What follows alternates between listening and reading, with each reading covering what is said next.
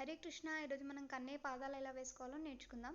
ముందుగా ఒక ప్లేట్ తీసుకొని అందులో కాస్త కుంకుమ వేసుకొని కొన్ని వాటర్ వేసుకొని వాటిని నీట్గా ముద్దలు లేకుండా నీట్గా కలుపుకోవాలి. ఎందుకంటే ముద్దలుగా ఉంటే మనకు పాదాలు అనేవి క్లియర్గా రావన్నమాట. సో మనం నీట్గా ముద్దలు లేకుండా నీట్గా కలుపుకోవాలి. అలాగే ఇంకో బౌల్లో కొంచెం పసుపు తీసుకొని దాన్ని కూడా కొంచెం లిక్విడ్ లాగా కలుపుకోవాలి. ఇవి మనకి పాదాలకి ఫింగర్స్లా ఉపయోగపడతాయి. సో ఇప్పుడు మనం పాదాలు ఎలా వేసుకోవాలో చూద్దాం.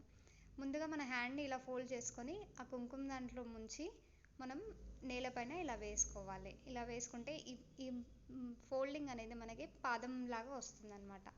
సో మనకి అక్కడక్కడ కొంచెం గ్యాప్ ఏదైనా వస్తే దాన్ని మనం కుంకుమతో మళ్ళీ కవర్ చేసుకోవాలి.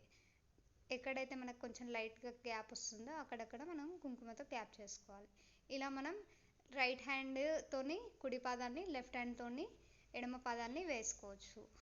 ముందుగా కలిపి పెట్టుకున్న పసుపు ఉంది కదండి, దాంతో మనం ఇప్పుడు ఫింగర్స్ వేసుకోవాలి. ముందుగా పెద్ద ఫింగర్ని కొంచెం పెద్దగాను, తర్వాత మిగతావన్నీ చిన్నగాను వేసుకుంటూ అంతా కంప్లీట్ అయ్యాక గంధంతో అలంకరించుకుని మధ్యలో పూలు పెట్టుకుంటే మన కన్నయ్య పాదాలు రెడీ అండి.